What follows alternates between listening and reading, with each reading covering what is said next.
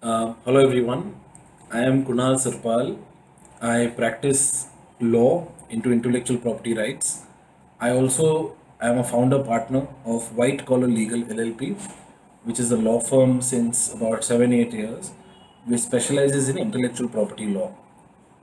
I thank the Singh Institute and the team for inviting me again to speak on intellectual property law uh, and patent procedure, especially. So, today I'm going to talk to you about three things: the art, the craft, and the science of intellectual property. How intellectual property rights are created, what they are, what they should be used for, all of that. Now, before I start the lecture, I think we should understand the context in which we are in today.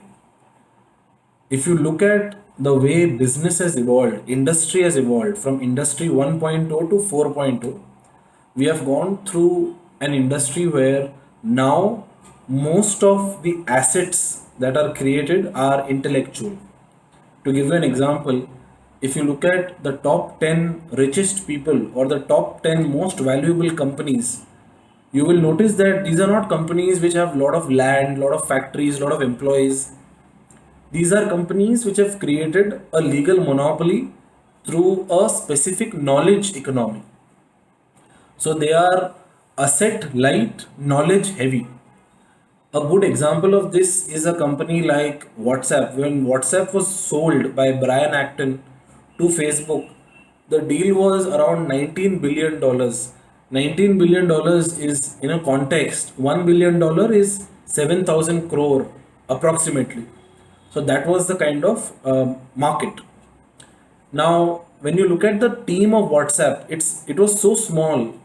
Instagram team was so small. Now the Signal app, which is getting a lot of popularity because of the new privacy policy, it is an employee base of 50 people only, 50, which goes to show that startups or companies in the future will be companies which are knowledge heavy, asset light. So your question should be very simple: what is their business model, or why are they getting such a high value, why are they making the founders so rich? The answer is very simple: the valuation of the entire business is not done based on how much profit it earns, or how much turnover it has, or how many users it's downloading, but on the capacity of the future benefit or the future profit it will earn, which means its present value is based on its future earning capacity. Now, what is the legal monopoly? It is basically that source code, that piece of algorithm, that piece of inventive code that they have written, and licensing that piece of code everywhere. Now, a lot of people also think that intellectual property is, something very new, right? It's something that's happened in the recent times, which is again completely wrong. If you look at Henry Ford, when Ford started, he was known as the father of not car making, but the father of the assembly line system, which basically meant that he patented the assembly line system, and anybody who wanted to use that system had to license it from him. Every cycle maker, computer maker, or I would say, any person who manufactures anything uses the assembly line system. Every time they use that, they have to pay some royalty to Henry Ford. So the real income of Ford Motors is not selling of cars, servicing cars, selling of spare parts. It is really just one thing: licensing of the assembly line system. So the power, if you look at the revenue sources of Ford Motors, number one, number two is license revenue, number three is sale of cars. That's very interesting. If you look at all pharma companies, again, maximum revenue comes from licensing of formula. And therefore, intellectual property as an introduction will be this: that it is a type of property which you cannot physically see or feel, but it has a lot of economic value. I would say it has the same economic value. I would say it has more economic value than normal property. Now, why is it called intellectual? because it is not created from physical effort. You can't sit in the office, do a lot of push-ups and create intellectual property. You will have to create it through um, some intellectual effort, research and development, trial and error, all of that. So that's first thing, that it is created from intellectual effort. And number two is, why is it called property? It is called property for a simple reason, that it has all the features of a property. It can be bought, it can be sold, it can be given to your grandchildren as an inheritance if you write a will. It can be rented out, it can be assigned. So basically, all the properties of a physical property are present in an intellectual property. The only thing that's missing is the touch and feel factor. That's it. So a lot of people think, your brand can be your intellectual property, your logo can be an intellectual property, the design of your invention can be an intellectual property, the way your invention functions can be a product or a process or a utility patent. So there are multiple types. We will go into types one by one. If you look at the context again from a historical perspective, intellectual property is not something that's new. The first intellectual property was granted in the 1400s in a printing press, where the alphabets could be arranged, and that arrangement of the alphabets in a unique form got a patent of its own. Now from 1400 to today, why is it suddenly becoming so popular? The answer is very simple. Earlier, and Jeff Bezos said this, who started Amazon. He said, for Amazon to be successful, it was necessary that people had good internet connection. It was necessary that people had very good logistic support. It was necessary people had mobile phones and laptop devices. And because all of this was there, basic infrastructure was there, Amazon could become such a big company, the world's most valuable company. Similarly, today, as a faculty teaching, as an entrepreneur, as a researcher, as an inventor, a creator of music, anybody, for you to create something, it becomes very simple. Earlier, if I wanted to create even this mobile, the car remote, this which I have, I would have to create a mold, take it to a factory, spend a lot of money on the R&D, spend a lot of money on creating 1,000 pieces or something like that. Today I can just go to a 3D printer and give him the design. He will print it for a few thousand rupees, and my invention will be ready.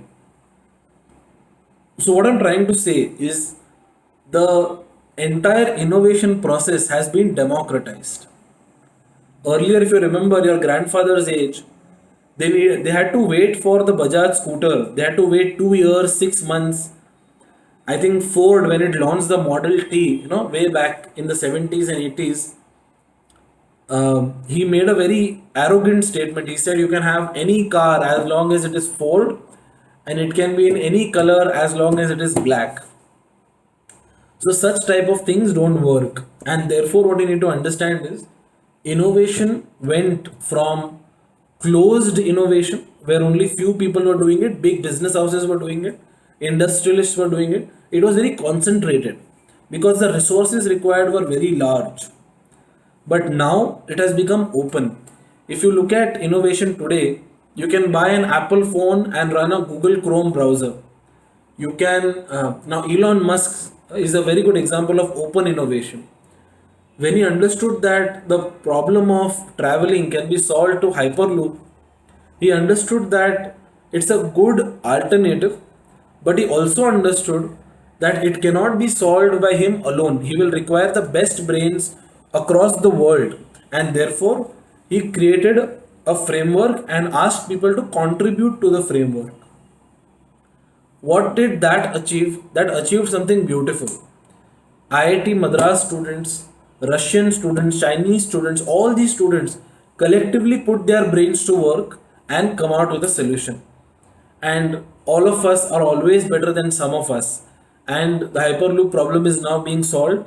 One of the best Hyperloop pods, the pod that travels, it came through a team from India, from Chennai. So that is the benefit of open innovation over closed innovation. And that is why, if you look at the filing of intellectual property also, it has become very strategic. You will file for the basic framework, but anything on top of it will be open source, open for everybody to come and contribute. People who have any experience in the software domain will understand exactly what I'm saying. Now, the other thing about intellectual property is, lot of people think that you need to create a prototype to enjoy the intellectual property. That's absolutely wrong. Intellectual property registration works on two levels. One is on a provisional level and the other is on a final level. Why are these two levels important? Simple reason. In the world of intellectual property law, you need to be fast in terms of filing and registering your invention, because the person who files first is the inventor, not the person who invents first. Which means, if I have an idea in my mind of, anything, I should immediately put it on paper. I should immediately describe what it is, how it works, what are the various claims that you want to say, that it can do this, and provisionally file that paper invention with the patent office. Immediately, that idea or that invention becomes blocked with your name for a period of 1 year. Why that 1 year is given? For you to actually create the prototype, for you to actually create a basic beta version. If you don't create that prototype of the beta version, your idea will be abandoned, it will be lost. Somebody else can then copy it, it will fall in the public domain. So, the first is, it can be done on a provisional level also as a fundamental concept. Now, why is it important? I think since the start I've been saying this. Lot of people in their lives work on two levels. One is, they are trading their time for money, so they will work for 8 hours 5 days a week, that's 40 hours, and against that 40 hours a week, and for a month, according proportionately, you are paid a salary. So you are basically trading your time for money. That's number one. Number two is, you are in business, you are trading your services or your products in exchange of money with some margin or some profit margin. That is number two, value addition. And number three, and this is very interesting, is where you are creating something, and you have created something that's very beautiful, that's very valuable to people, and that creation is now creating value for you, is creating passive income for you. To give you some examples, if you remember the movie Sholay, it's still very popular. It's still watched. People love to have the licensing rights for Sholay, and the Sippy family, the producers of Sholay, still earn about 6 crore rupees every year because of the license fees. Michael Jackson is still one of the highest earning celebrities, even though he is dead, because his music still earns royalties. One of my clients, who was a 13-year-old girl, earns 30 lakh rupees from her sale of her books as a royalty, which goes to show that intellectual property rewards inventors who create something that is valuable for a long time and creates a passive income.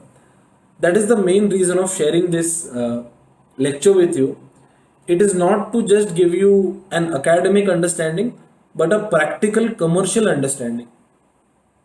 Because what people mostly do in intellectual property area is, they file something, they register it, they got a patent, it looks very good on their name, it looks very good on their CV, they put it on the wall, they frame it, but how to monetize it, nobody knows that.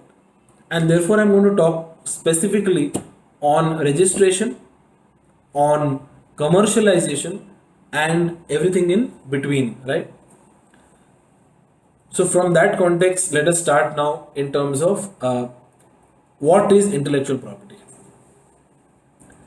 Intellectual property can be in various forms. Like I said, it can be a book that you have written, it can be a music that you have created, It can be something as simple as a vaccine that you've created, a trademark, anything. I mean, anything that is not there already, anything that is novel, anything that is original, and something that you have created from your own intellect can be intellectual property. It can be put under different categories of trademark, copyright, design, patent, AI, all of that.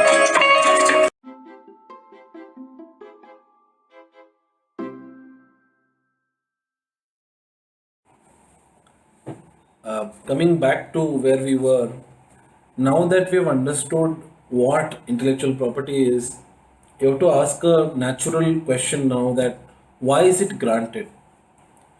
It is granted for a simple reason, that inventing something is not an easy job. If I tell you that, I will give you unlimited money and, just give me a cure for cancer or give me a cure for, COVID, it is very difficult to come out with a solution. And therefore, when a person does a lot of R&D expenditure, when a person does a lot of expenses into paying scientists salary, when you do so many trials and error, there is so much money involved. Now, as a patent, you are given an opportunity of recovering some of that money and also making a profit. And therefore, the entire intellectual property concept is around creating some incentive for inventors. If you do not protect their invention, why will they create it? Because imagine, if you create a very good drug which gives you weight loss, if you eat that tablet, it will convert all the fat in your body to water and it will flush it out. If you create a tablet, it's got immense potential. People will love it, people will buy it, all of that. But if your competitor takes that tablet to the lab, reverse engineers it, and finds out how it was done, it is very easy for them to copy it. So, any kind of intellectual property creates a legal monopoly over it so that others cannot copy it. You can recover your investment and make some profit. So, it is given for two major reasons. One is incentive to invent and to recover the amount of money you have spent in research and development. Now, you must think that okay, there is no investment in writing a book, or there is no investment in creating a logo, but investment is not always monetary. Investment can be, it can be time, it can be effort, it can be mental exhaustion. You can't put a number on everything, so it can be of different types. Now, in terms of features, I would say it is a negative right. For example, if I give you something to drive, right? If you will require a driving license, if you have to fly to different countries, you will have to have a passport. So all these documents give you a positive right, correct? Positive. But in case of intellectual property, when you get a patent, it does not mean that money will come to you flying. No. When you get a patent, it basically means that you have now got a legal monopoly, and you can stop others from using that product, service, or whatever you have created or patented. It is like owning a piece of land. The best way of enjoying it is not allowing others to enjoy it, right? That's the basic concept of intellectual property. And therefore, anybody who creates something that is invention, it is very important that you should be able to track who's copying it, correct? I can give you an example. There are a lot of jewelers in Pune who are my clients who keep saying, Kunal, register this design, register that. And I ask them just one question: can you track if somebody copies this design? The answer is no. I'm saying, then why are you registering this? So, even in academic patenting, in software patenting, it's very easy to track because of various tools available, the Play Store available, citations that go on, all of that. But in case of product inventions, it becomes very difficult. And number two, you have to understand, patenting intellectual property is a B2B game. If some person is selling Chetan Bhagat's book on FC Road, Chetan Bhagat will not send a legal notice to him. because it's not worth it. Who will you send? So even in these cases, there is a concept of a John Doe order where you, if you can't identify who's copying your work, you can obtain a John Doe order. But I mean, that's, let's park it aside for the moment. And the point being, you should be able to track who's copying your invention. The next is, a lot of people confuse between innovation and between invention. So the basic clarity you need to have is, intellectual property is for inventions only, not for innovations. Now, how do you distinguish between the two? It's very simple. When you conduct a novelty search or a prior art search, you will understand whether your invention is substantially original or not. If it is substantially original, if it is more than 75% original, if it does not come in the search report, then it can be considered as a invention. If somebody has already registered it and you are improving on it a little bit, it is considered as an innovation. Innovations are not registered, inventions are registered. So that is another test of intellectual property. The next is, it has to be something that's new in terms of non-obvious. You can't combine two existing things and then call it, an intellectual property of your own. That is not allowed. You have to create something out of scratch, out of zero.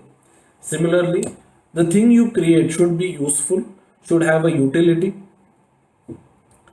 Now, when I said these are intellectual property worthy items, you need to understand what is not intellectual property also.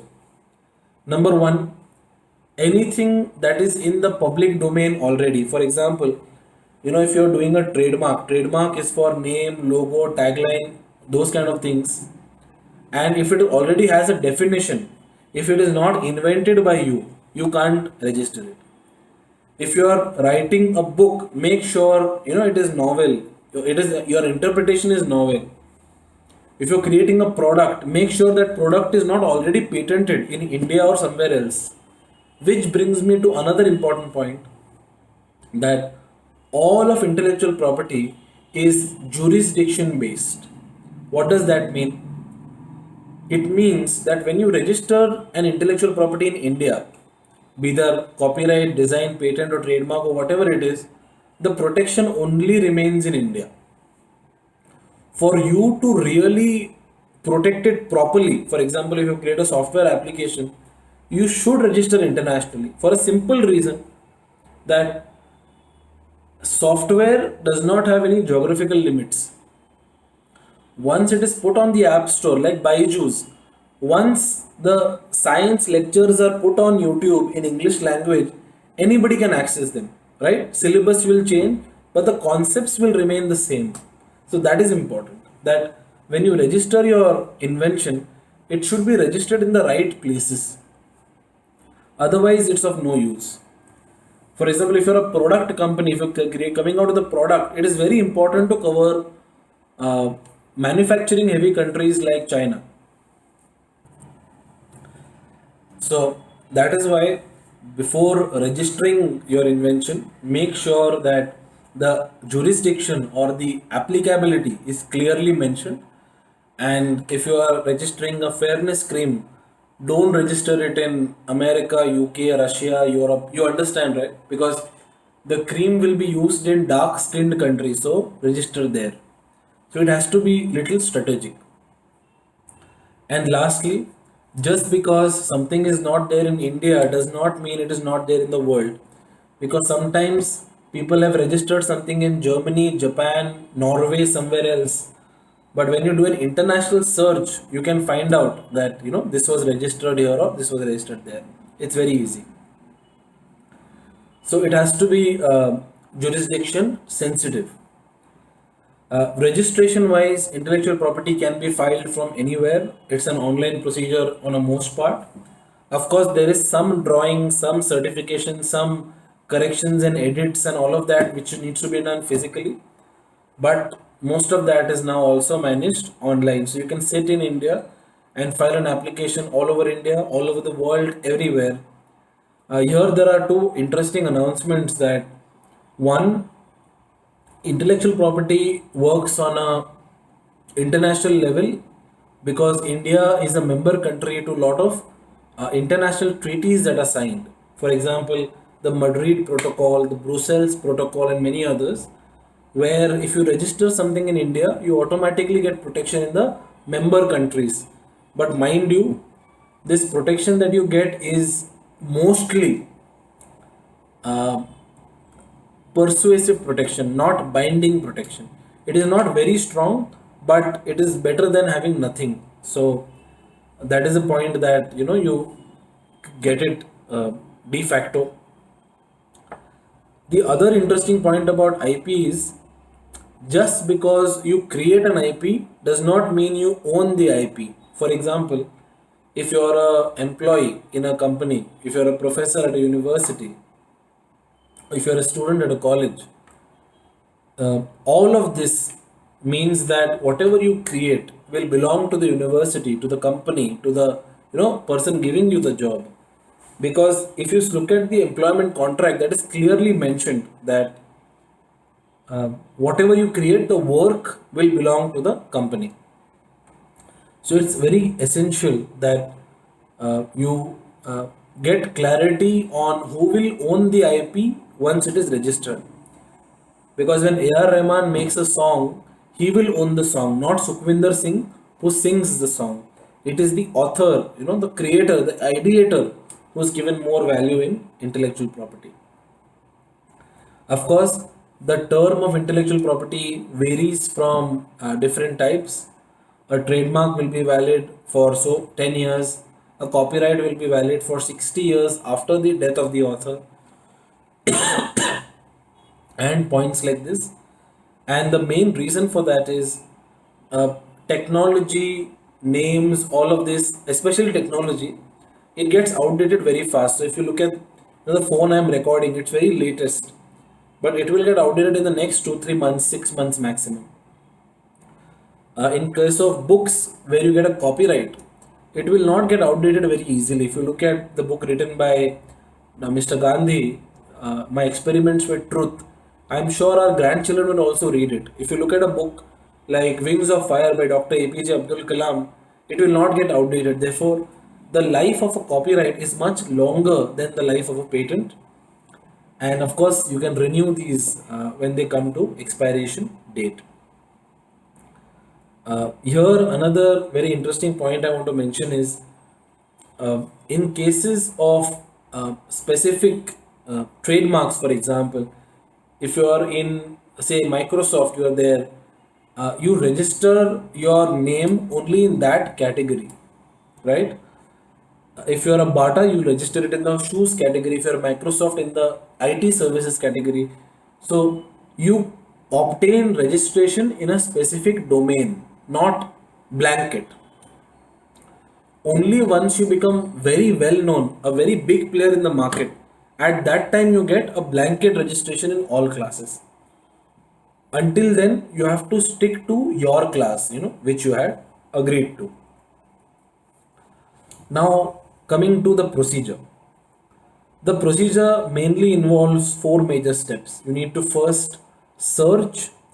You need to write down, what your invention is and how it works. Put it through the patent database, and search report will come, which will tell whether you are an innovation, invention, all of that. If you are a invention, your search report will be strong. It won't have any other inventions, and you can go ahead. You can do the search yourself if you look at Google patents and other things, but I always recommend that you do the search through a patent database where you can get a concrete report, a strong report as to what your status is. And I strongly advise in my office also that you need to file for a registration only if it is available as per the search report, and don't fight it out. If you see that it is already registered, don't file and just waste your money in fighting. Try to only file for those where the search report is clean.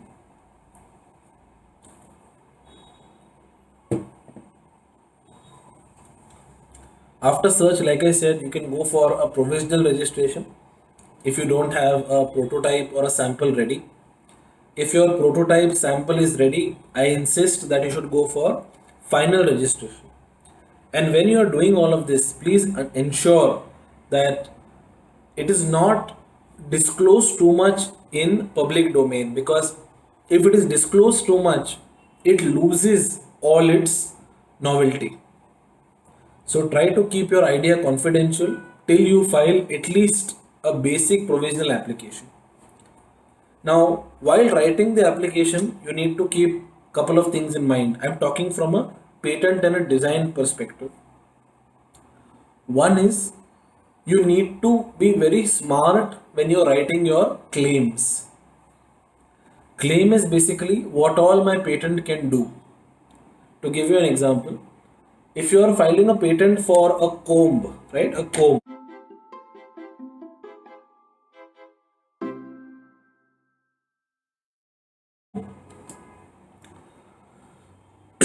You need to say that the comb will be useful not just for combing my hair, but for scratching my back, for many other reasons.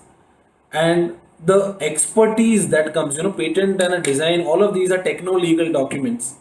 They have to be drafted technically very strong and legally, so that they cover all of this.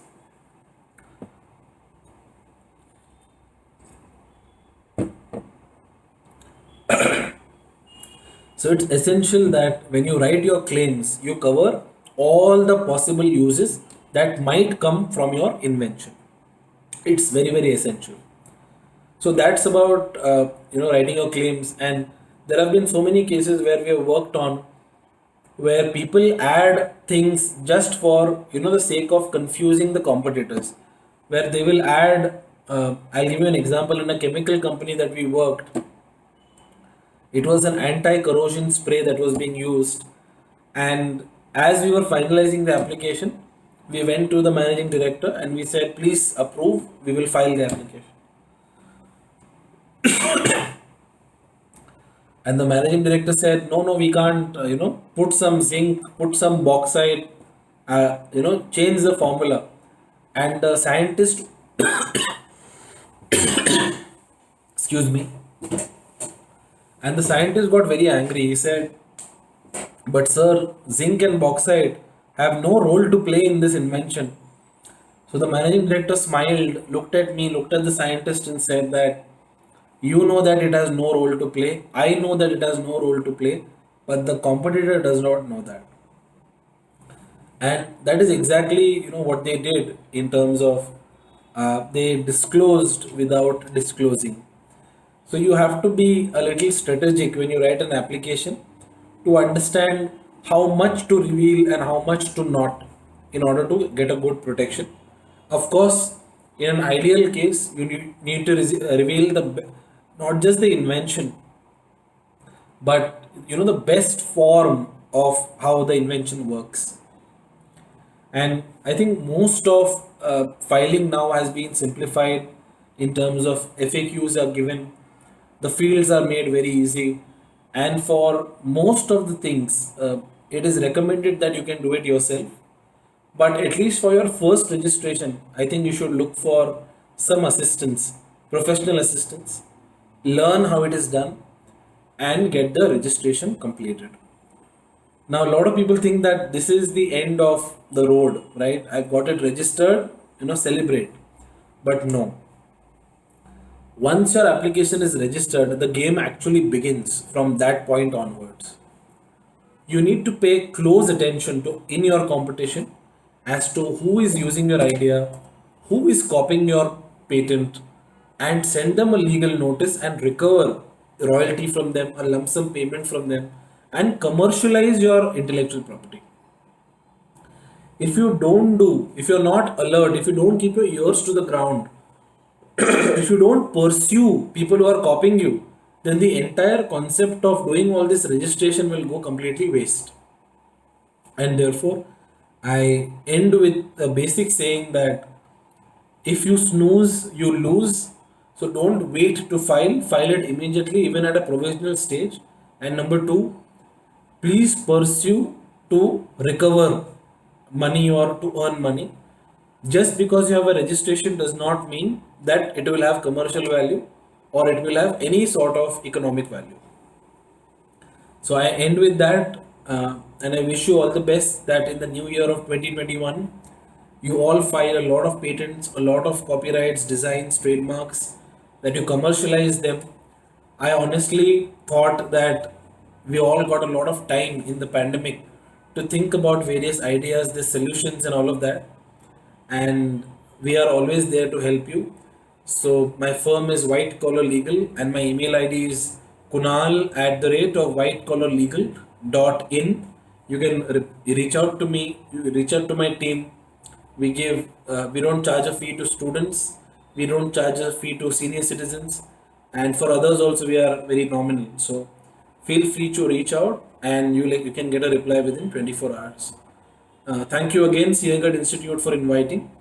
I hope this session was, from the limits of the pandemic that we have, was valuable, and it added some understanding or more clarity on the intellectual property landscape. So, thank you very much.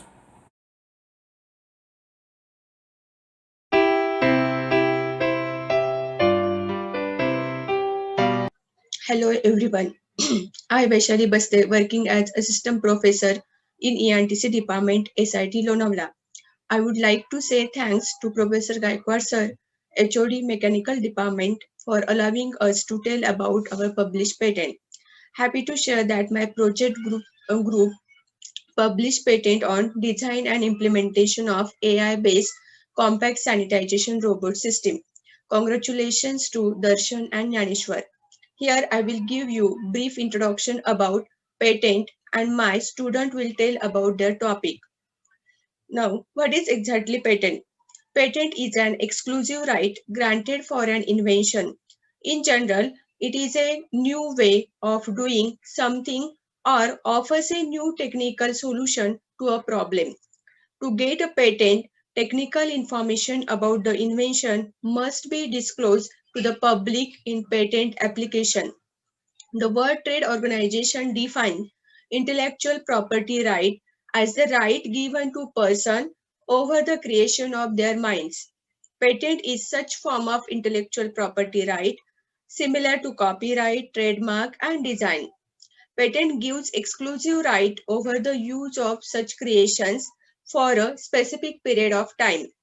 In India, patents are governed by the Patent Act 1970, which enumerates provisions regarding everything about patent, including the procedure for filing application for patent. Now, who may apply for a patent? Section C of the Act provides for the person entitled to make an application for a patent. Any person who is the first and true inventor of an invention can apply for a patent in regards to that invention in the patent office. However, such a right to make an application can be transferred in favor of an assignee of the first and true inventor of the invention. In such case, the application has to be accompanied by a proof of right to make an application along with a declaration that the person so claiming is the first and true inventor of the invention. Now, what is patentable? To qualify for a patent, the invention must meet three basic tests. First, it must be novel, meaning that the invention did not previously exist. Second, the invention must be non-obvious, which means that the invention must be a significant improvement to existing technology.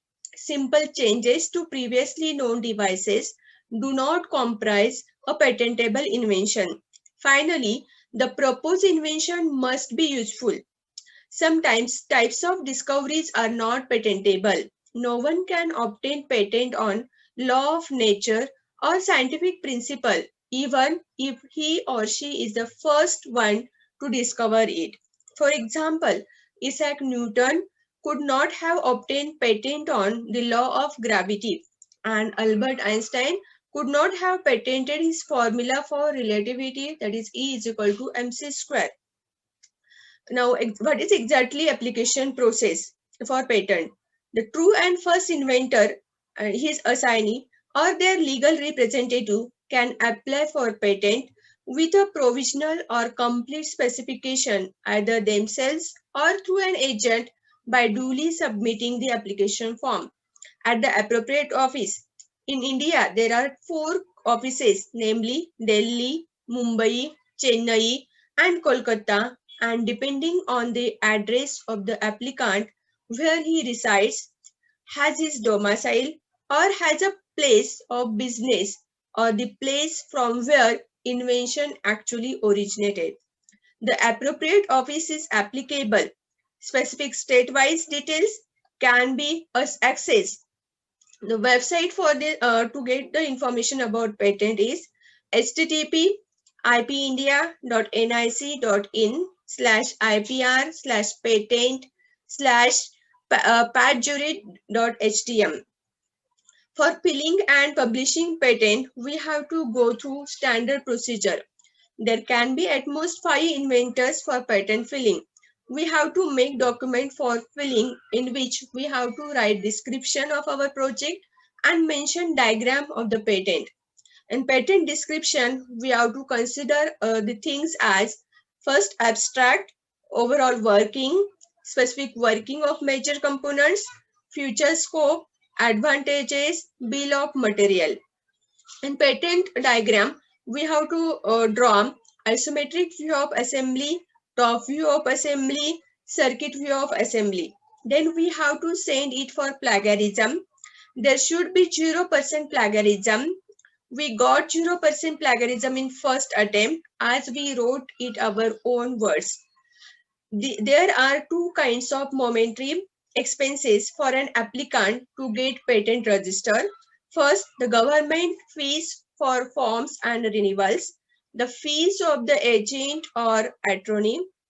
Then for filling patent, we have to fill form number 1, consist with basic applicant and inventor informations, which is the patent that is mentioned in Patent Act 1970 and Patent Rule 2003 application for grant of patent.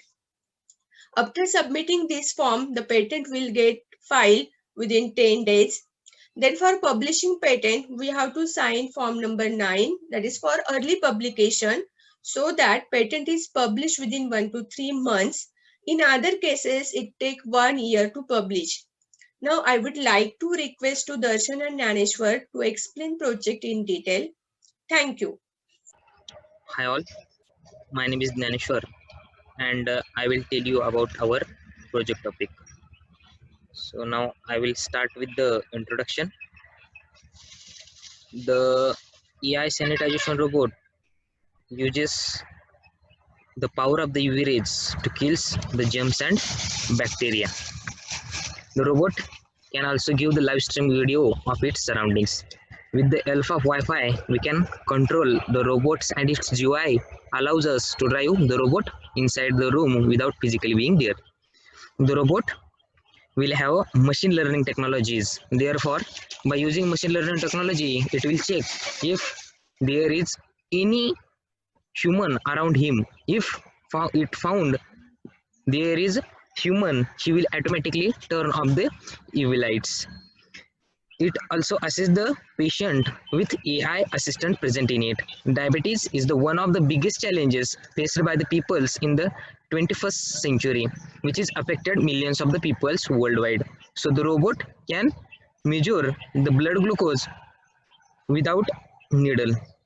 So we have referred some papers. So first paper we have referred, that is Raspberry Pi voice operated personal assistant. The issue that discussed in that paper, the current system experienced downside that just predefined the voices are convincible and it can be stored just constant commands.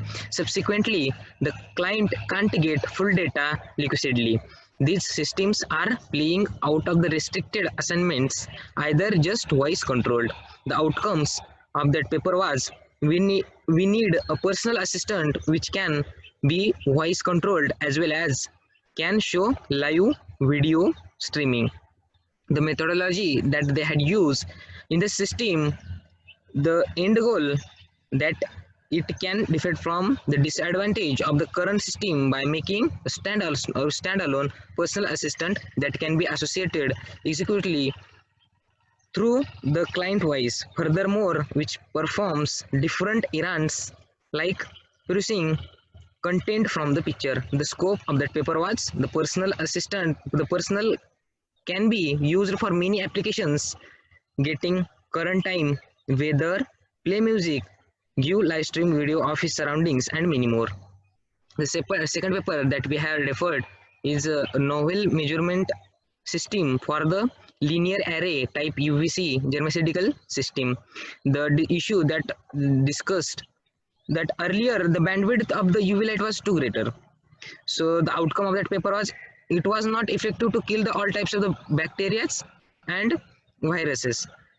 The methodology that they had used, the germacidical systems, is constructed using a UVC LED illumination module with a wavelength of 275 nanometer and a power of 1.8 milliwatt. It can destroy the microbiological organisms such as bacteria, viruses, and their molecular structure of DNA and RNA in the pathogenic cell. The scope of that paper was to kill all type of the viruses and bacteria. The lower bandwidth ultraviolet light of type C can be used. The third paper that we had used, that is non-invasive optical diagnosis techniques for mobile blood glucose and bilirubin monitoring. The issue that was discussed in that paper was earlier we used to take the blood through needle by pricking for blood glucose measurement. The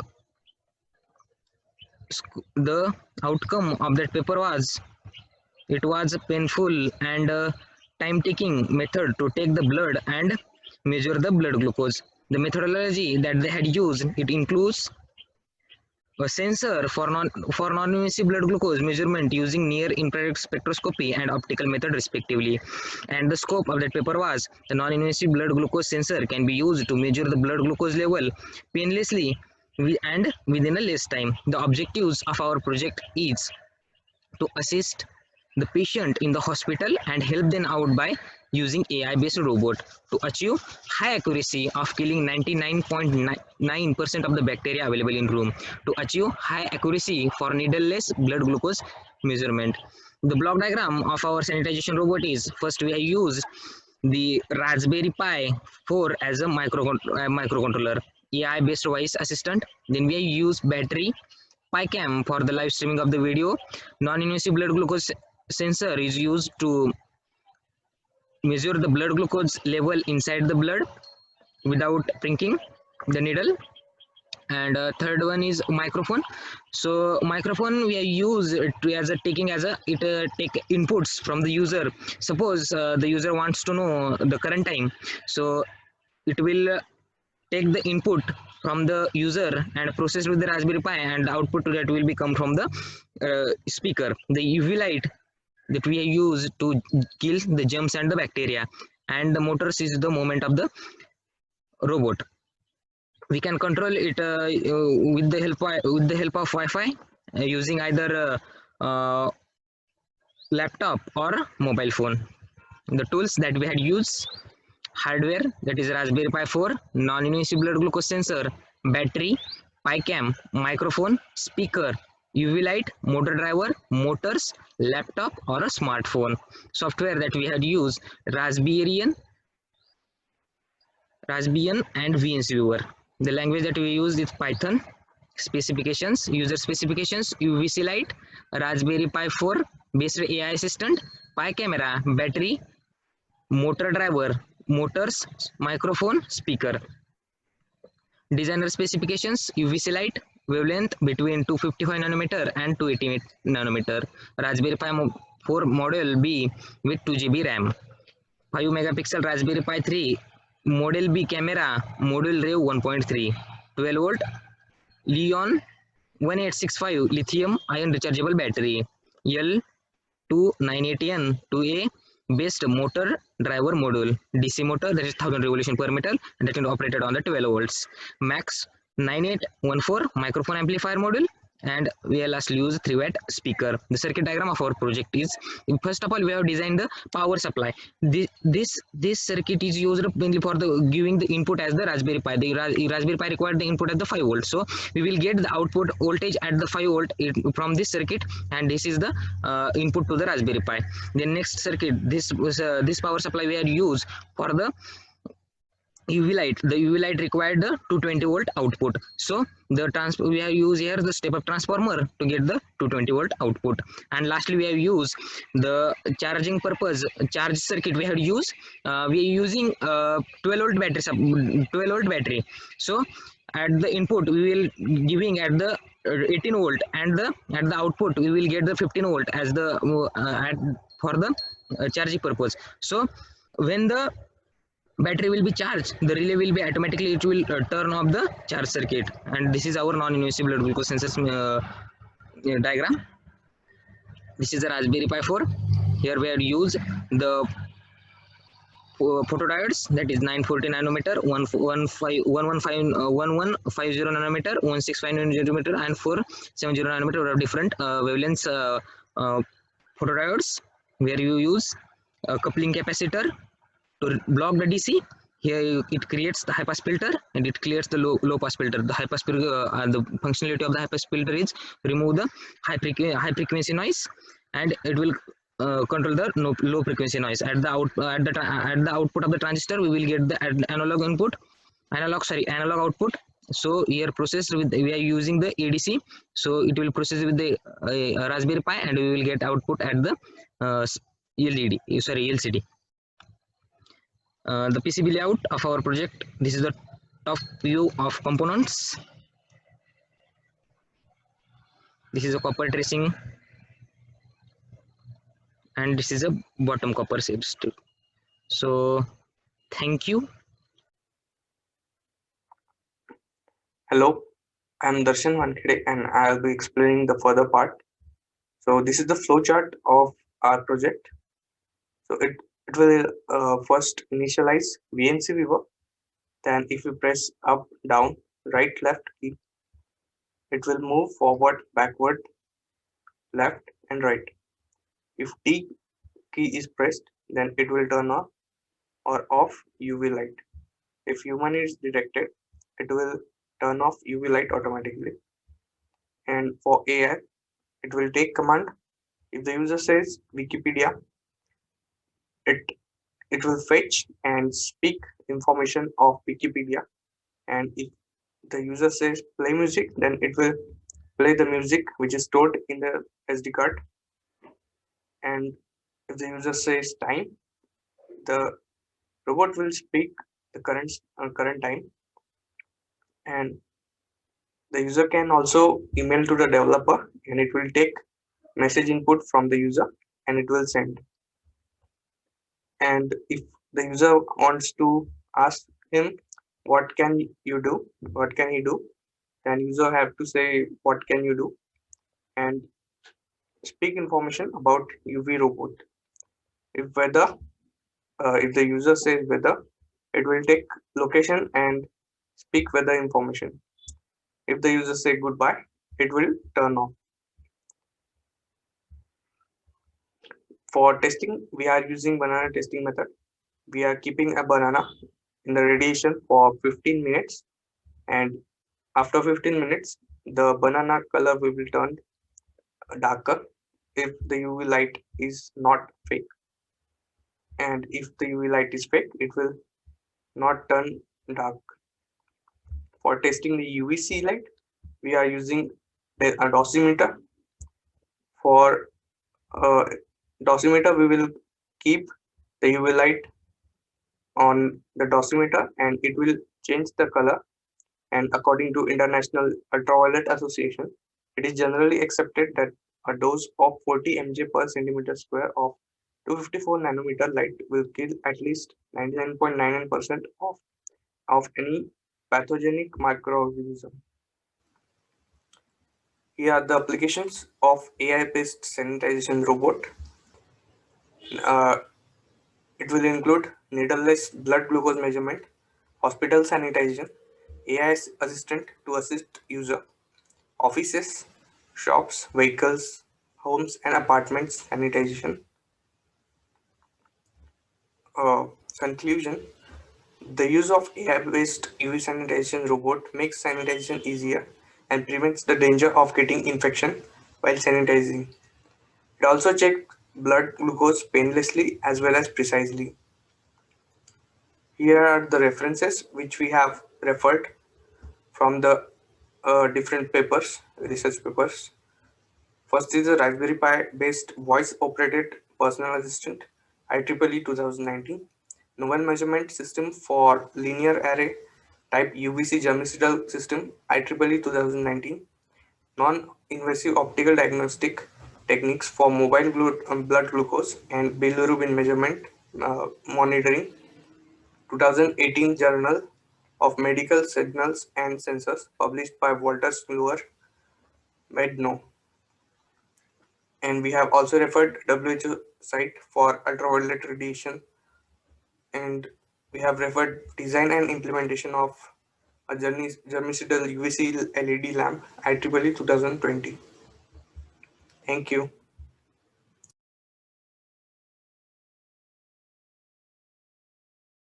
This is the AI-based sanitization robot.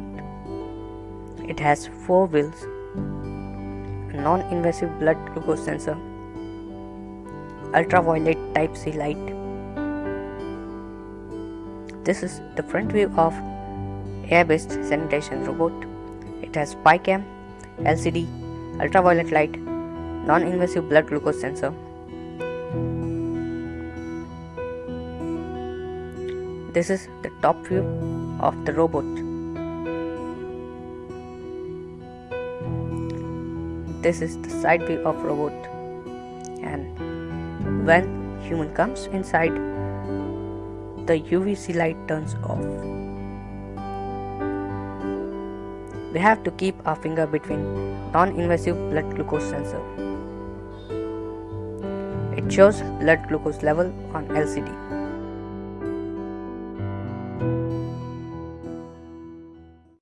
Good evening. I am UV Robo. Please tell me how may I help you? Search electronics in Wikipedia. Searching Wikipedia.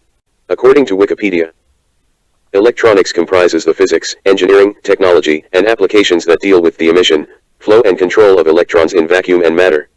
It uses active devices to control electron flow by amplification and rectification, which distinguishes it from classical electrical engineering, which uses passive effects such as resistance, capacitance, and inductance to control current flow.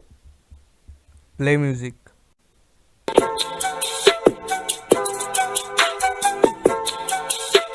What's the time? Sir, the time is 21 hours 30 minutes and 39 seconds. Who made you? I was built by Darshan, Dinaneshwar, and Professor Basti. Who are you? I am UV Robo version 1.0, your personal assistant made by Darshan, Dinaneshwar, and Professor Basti. I am programmed to do tasks like email to the developer, predict time, search Wikipedia, predict weather in different cities, and you can ask me computational or geographical questions too. How are you? I am good, sir. Thank you. How about you? I wanna ask you a question. I can answer to computational and geographical questions, and what question do you want to ask now? Where is Pune located? Maharashtra, India. I wanna ask another question. An answer to computational and geographical questions, and what question do you want to ask now? What is 625 plus 426? 1051. I want weather information. What is the city name? Lonavala. Temperature in Kelvin unit is 299.15. Humidity in percentage is 61. Description: haze. Goodbye. Your personal assistant UV Robo is shutting down. Goodbye. I would like to say thanks to Gaikwad sir, HOD of Mechanical Department, and thanks to Principal sir for supporting us.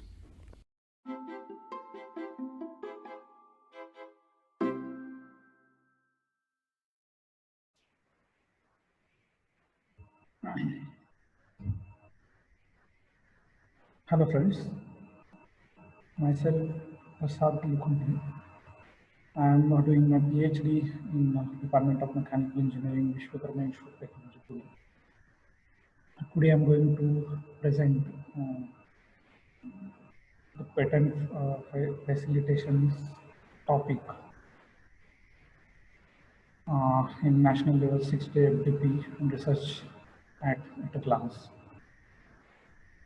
This particular topic, if you see, if we heard name patent, then most of faculty students, they thought we are going to do, or we have to do something big, then and then we can patent it, or we can file a patent. So today we are going to discuss these things, when you are going to patent, what are different forms, or how to patent any idea, any things, or these things we will discuss in details. Before this, I will introduce myself. I completed my bachelor in mechanical engineering from Finolex, Ratnagiri, Mumbai University. After that, I completed my master in materials for defense application at Defense Institute of Advanced Technology, Pune. And right now, I submitted my PhD in mechanical engineering itself at Vishwakarma Institute of Technology. During doing PhD, I filed one patent, and this particular patent is under consideration. My examination for patent is over, so I hope within 2-3 months it will be granted. So let's start for the presentation. This is the presentation outline, introduction, then can file a patent without others' help, steps in patent filing, then various forms, and patent examination. So these are the particular outline. So first we'll discuss about the introduction. Introduction means, as I told you, when you are going to file a patent, what are the different steps and on what basis you are going to file a patent. So there are different concepts are there. Even though on idea also you can file a patent. That means consider I have idea of manufacturing pen with a different concept. That means there is some particular different design is there or different concept is there, and it is at only idea level. That means you just thought it. So even though also you can file a patent. So on an idea, okay, that means this is a concept-based patent. If there is a design is there, so on particular design also you can file a patent. Then copyright is there. So different types are there. But basic type is like for the mechanical engineer or any engineers is this. They are thinking something innovative, and they thought after developing model we will file a patent. So it is not like that. Before this also you can file a patent on that, like an idea patent on idea, and after completion of your prototype and all, you can update it. So in that way you can file a patent. So I hope you understand when you file a patent. That means even though on idea also you can start working and you can file a patent.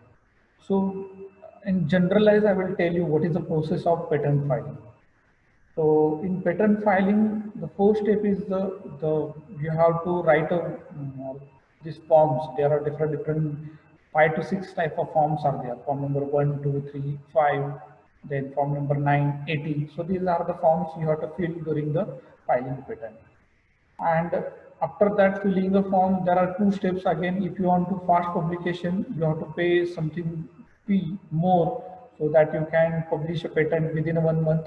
And if you don't want it, then you have to wait for 18 months. After 18 months or within 18 months, this patent will be published.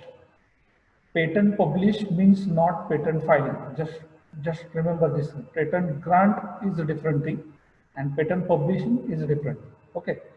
After publications, so you have to fill one more form. It is form number 18. It is a request for examination. That means whatever you file concept on that, there will be examination. One particular authority will be examining your all the idea or whatever the prototype and all these things, whatever your document submitted, and they will give the report. If report is satisfactory, that means if everything is okay, then there is no problem. Report will be positive, and the patent will be granted. But generally, what happen? They generate some queries. Like if they don't understand anything, they will generate a query. It is called the report examination report, and it is generally come after 18 months. Okay, so after that, they will give the 6 month time to satisfy these queries. That means you have to give the answer for that queries, and you can satisfy. In that way, uh, this is the third step. Once you submit these queries, there if particular authority is satisfied with that queries, or whatever the problems uh, she or he face, if he satisfied with that, then there is no problem, patent will be granted. Or next step will be, they may be asked for you the prototype examination. That means this all examination is done online only, because whatever the examination I face, it is online. One particular authority sitting at Mumbai, and they asking me question, and I'm giving the answer. And no one asked me till that my prototype. That is, my prototype is ready, but they don't want this particular prototype nor the running prototype anything.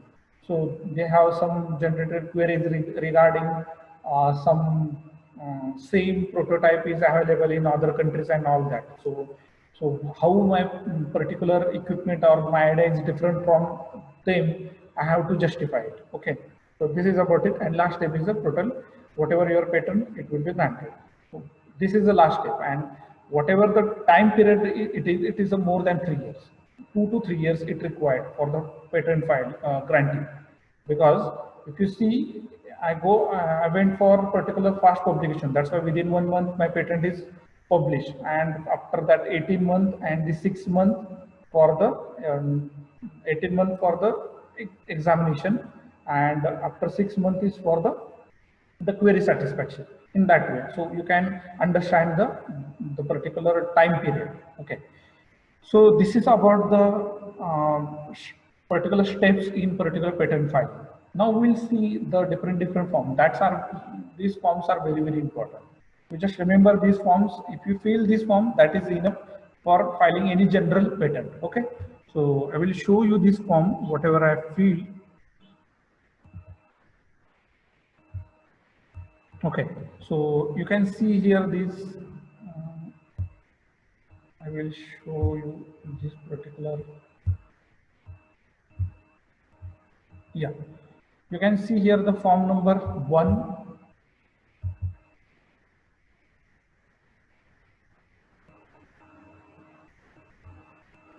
I think I have to share my screen.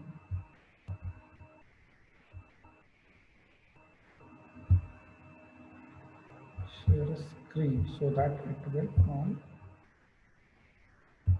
Yeah, you can see this is a form number 1, and in form number 1, details like that, applicants, number of applicants. That means if you are 2 or 3 applicant, all the names will be here. Like my name is here, I am applicant, and all the address, detailed address is there. Then inventor, it is how many inventors are there. What is difference between this applicant and inventor? So most of time what happened, we forgot this particular putting the name. I put just my name because whatever the communication for this patent doing myself, I'm not involving my guide in that. So that's why I put my as a name as only one applicant, so that the signature and all this, it will be automatically reduced, documentation reduced. And inventors, 2 inventors are there. That means we invented together. So that's why both names will be here. So like title of invention is here. Then address for the corresponding inventors. And these are some questionnaires, question answers are there. And generally it is not applicable for us. It depends upon if it is idea or not. If there is idea, some more documentation required. And these are the declarations. I told you, declaration, every time you have to put a date and signature of whatever the inventors are there. Okay. And here you can see the declaration by the applicants. So this is the form number one. Form number one is simply so title and the name of applicant and name of inventor. Next form we'll see form number two. Okay. Now here the detailing will be there. In form number two, you can see this is the title by a particular name of the applicant. Here the all details are you have to put in particular format in form number two. So this is a field of the invention. Here you have to give some details. Background of the invention. So what is the background of invention? You can put here. Then prior art, then objective of the invention, statement of invention, summary of invention, and brief description of the accompanying drawing, detailed description of the invention, and claims. So these are the particular format of this. So I will tell you, so you will ask me without any help how you prepared this particular document. So most of time you have some reference document. So I prepared this with the help of one of my friend filed patent.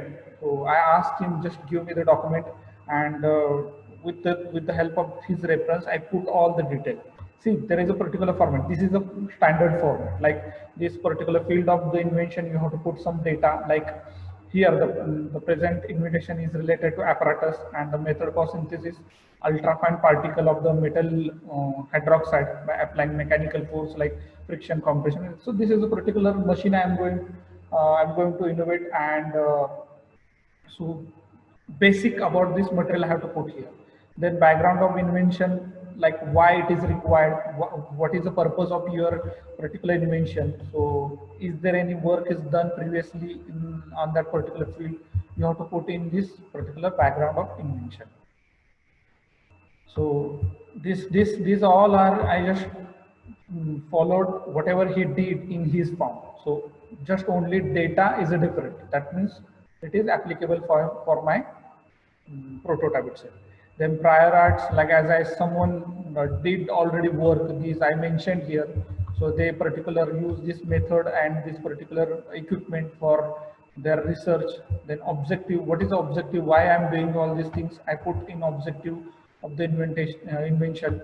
Then statement, what is the statement? Like title again. So this then summary of invention. So what parts or what equipments I'm going to use to developing this particular machine. So you can see these all are standard format, like typically said mill pot rotate without bend. So this is the standard format you have to follow. If you have any reference file, then you can easily write your own patent without any help of advocate or any other side. If you have habit of writing technical paper, then it will be very easy for you. Okay. Then brief description of the diagram. So I will tell you, so you have to put one schematic diagram. It may be in AutoCAD or directly you can draw your by hand also. What I'm telling you, by hand also you can draw the diagram and you can submit it. Okay. And detailed description of the invention. So what is my invention? In terms of whatever the diagram is drawn, how to give the particular numbers like names of the parts, and in terms of this diagram I have to explain in that part. You can see referral numeral 1 related to base. That means what is mean by 1 2 3 4 in this particular diagram. And last part is a claim. So this is the most important part of any patent. So what you claim. So most of time what happen, like my machine is related to ball beam, to synthesis nanoparticle. If I claim only I have to synthesis nanoparticle, this is my claim, then it's not good. You have to put many more claims like A, B, C, D. So that what will happen? So when they are examining, most of time claims are rejected. So if you put only one claim, that means you are putting more money for the single claim. So instead of that, you can put a number of claims, how your particular machine is different from others and what it will give to the customer. So if anyone want to purchase my machine, so what is the benefit in my, or what is the different, how this particular machine is different from the others machine, I have to justify. So same thing you have to put in the claim, but in particular word, or you can say proper language. So you can see these are the particular the claims I put here, the 4 claims I put. So you can see here, this is the form number 2. I hope you understand this is the form number 2. We'll now see the form number 3. So in this particular statement and undertaking under the section 8, you have to particular some undertaking is there. Simple one form is there. You can put here and you will get the. So hereby declare that we who have made this application number dated on this alone and have also made for the same invention application for the patent. If I am, that means filing this patent in other countries, then I have to, that means these things I have to mention here, but I'm not filing this patent in other country. So that's why I didn't, I just fill the form and I submitted this there, because I'm not filing this patent in other countries, like in USA or in Korea or in China, if you are filing same patent in other countries also. Okay. So that's why these things are important. Then form number 5, you can see form number 5 here. Hereby declare the true and forced inventor of the invention disclosed in the complete specification field in pursuit of the application number. So you can see declaration of the inventorship. So this is the particular form number 5. You have to fill, take a signature, and most important, every time you have to take a signature of all. So like signature of mine, dad. So this is very, very important. Next, this is at the initial level. That means form number 1, 2, 3, and 5. You can fill it and you can submit at the Mumbai office, so that you can file any patent, that idea-based patent, or if you have your prototype is ready, then also you can file it. Along with, you can put a form, like this is the form number 9. So this form number 9, it is related to request for publication. You can see at that time also you have to file it. This is a request for publication. That means if you want to publish this particular patent within a month, so at that time, like 2017, the fee was 4,500, and general fee it is 2,700. If you pay the more money within 1 month, you can publish this particular your patent. Okay. Along with this 4 forms, there is another like abstract you have to put. This is a particular abstract. In abstract, you have to summarize your invention, and you have to submit this also. After that, figure is there. You can see here. So this type of, this is I drawn this figure in AutoCAD and given the number like 1, 2, 3, 4, 5, 6, like this side view and top view, and also you can just only side view also you can put and give the names. So this is important. So you can see form number 1, 2, 3, 5 abstract, and this particular figure you have to that number of document you have to submit at the time of patent filing. Now next form is a request for examination. So this is a form number 80. You can see examination of the application of the patent. You can see request or the express request for this. So I filled the form after the publication. So you can see I gave the address also. This is my address where that means I'm doing all this prototype and all this. So if they want to visit or they can according to them, but most of time all this particular examination done on video calling only, and if they want, they can ask the particular running prototype, but generally they make a query in particular idea itself, that means invention. I will show you the report generated. This is a reply to, I gave the reply to examiners. Here I will show you. Yeah, here.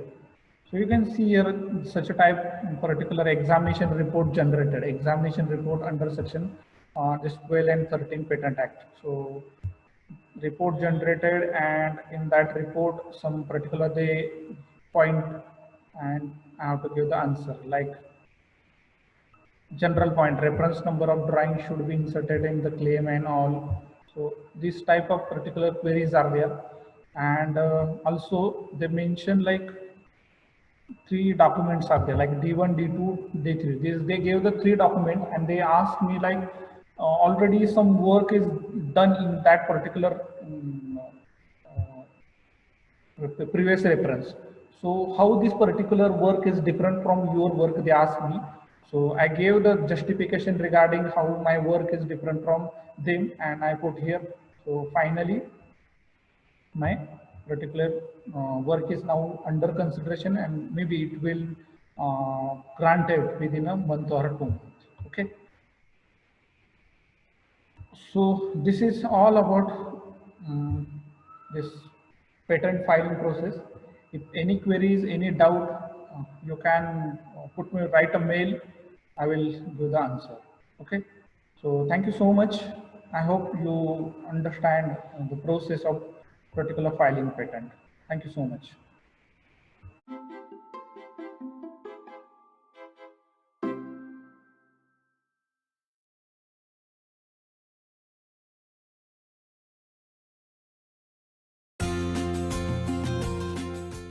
Appreciate our efforts by subscribing to our channel. Thank you.